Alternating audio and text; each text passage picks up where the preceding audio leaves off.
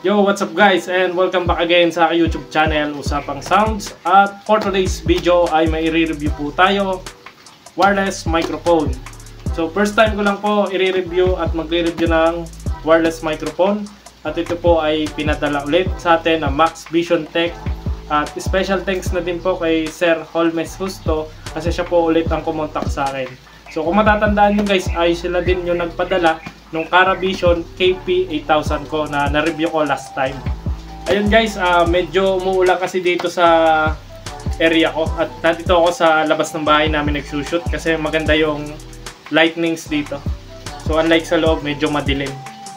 So yung pinadala po nila sa atin ay yung HDT Videoke King, the original.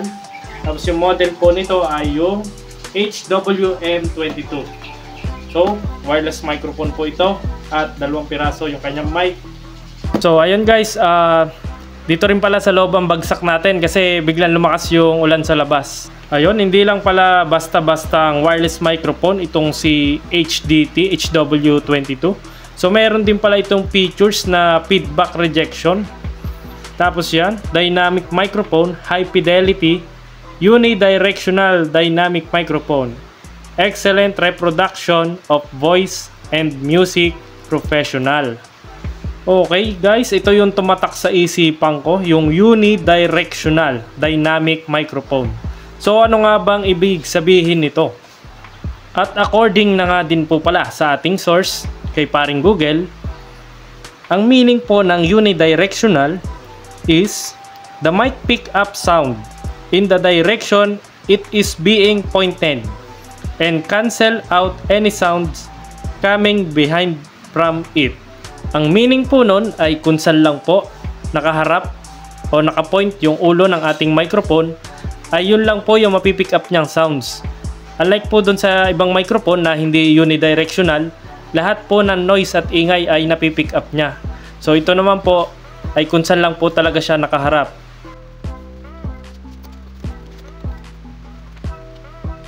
At ito naman po yung nilalaman ng ating package. So bali meron po siyang user manual.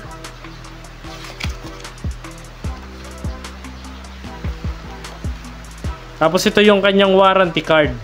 At ito pala yung meaning ng HDT or yung Hyundai Digital Technology.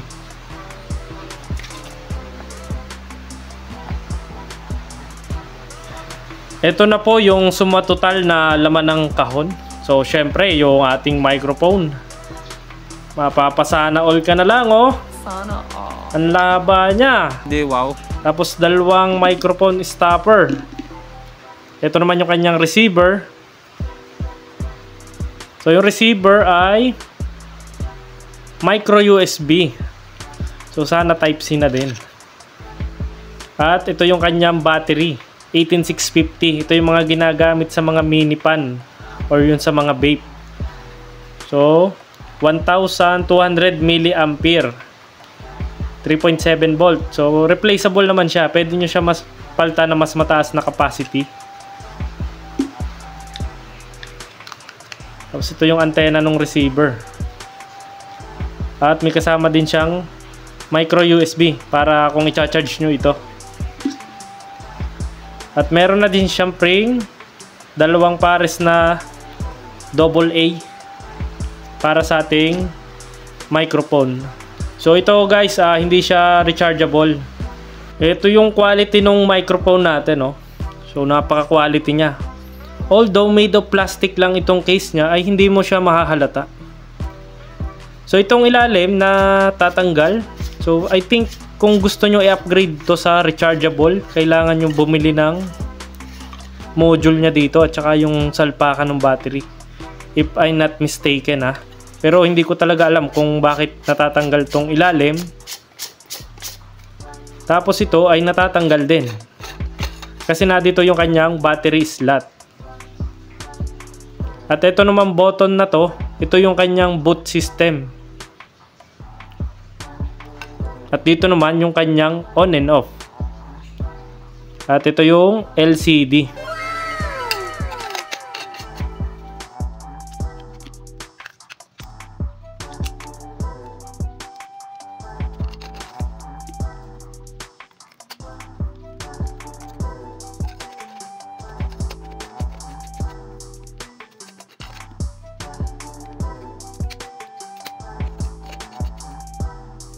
Okay guys, yung gagamitin natin pang check ng ating microphone ay itong AK55 at saka itong Concert PG55 din.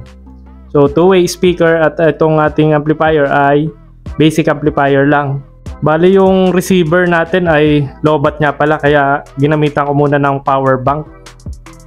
So bali yung receiver natin ay mayroong frequency range na 672 up to 696 MHz. Tapos yung microphone A naman natin ay meron ding frequency range na 671 hanggang 683 MHz. Tapos yung microphone B ay 683 up to 695 MHz. So yun po yung mga channel na listed sa kanila. Yung receiver natin buhay na, naka-green. So subukan ko po magbuhay ng microphone. A, check. Microphone B.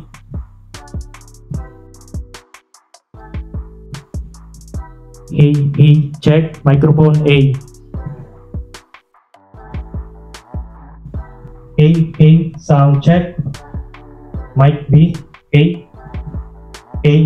Sound check. Mic A, 1, 2. Ayun, so far ay wala naman siyang feedback. Sound check. 1, 2. Yun nga lang ay hindi ko siya matetesting doon sa karaoke KP8000 na karabisyo natin. Kasi naiwan ko yon sa bahay na inuupahan namin. So umuwi lang ako dito sa bahay namin pag rest day ko para mag-vlog. So okay itong HDT microphone na to wala siyang feedback. Check. So isang microphone lang muna itong ginamit ko.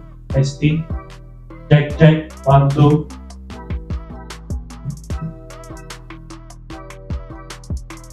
So ayun, kitang-kita nyo naman guys, wala siyang feedback at napakalinis ng tunog niya. Sound check.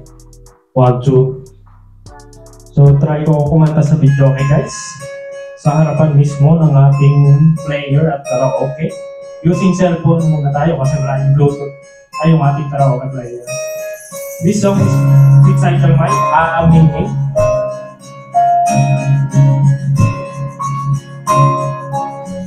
So ayan, nakaharap ako sa ating speaker. Kamusta ka na?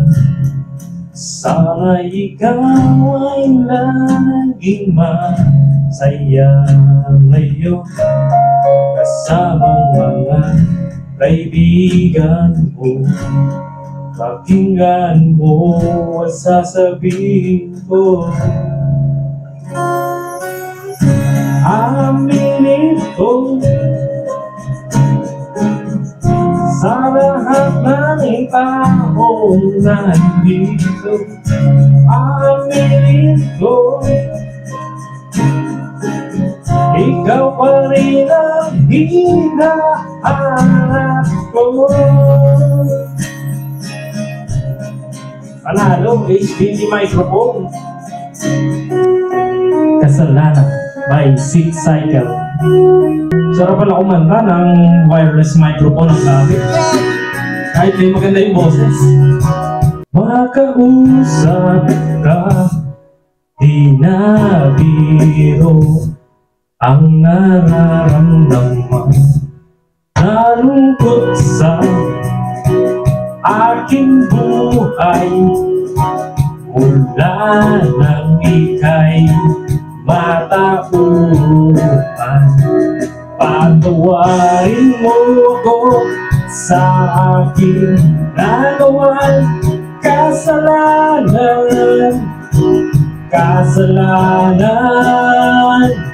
Patawarin mo ako sa aking nagawang kasalanan. Maaari bang mapigilan pa ang iyong di maaming binabala?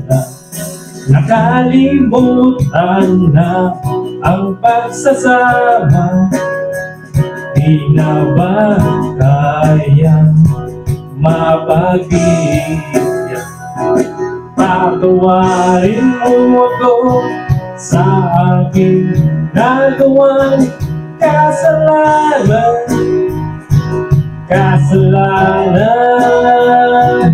So ngayon guys, dahil naka-indoor lang tayo nagsa-soundcheck, ay hindi ko matetest yung distance. Siguro almost 5 meters lang ako mula dun sa speaker. So ayan, malinaw pa rin yung pickup niya. Nakalagay dun sa manual up to 10 meters yung pinakamagandang distance. Pero hindi ko pa talaga siya natetest kung aabot ba siya ng 20 up to 30 meters. Pero so far sa indoor ay wala akong na-encounter or problem sa microphone na to. Napaka-okay niya. Okay, sound check. So for the price of 2,500 guys, kung ako ang tatanungin, sulit ba yung microphone na to? For me, sa personal experience ko, yes, I would definitely invest my money sa microphone na to. Kasi napaka-okay niya at quality.